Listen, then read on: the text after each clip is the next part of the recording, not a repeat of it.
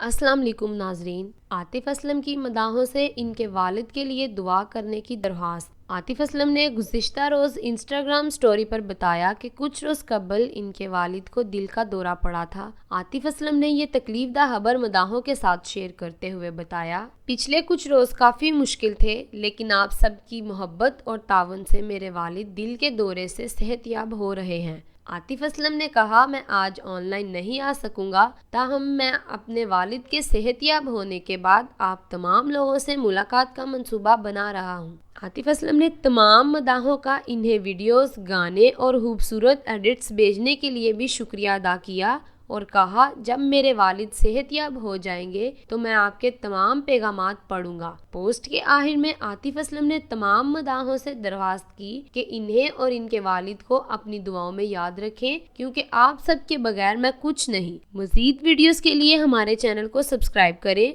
और bell icon का button लाजमी दबा दें। शुक्रिया।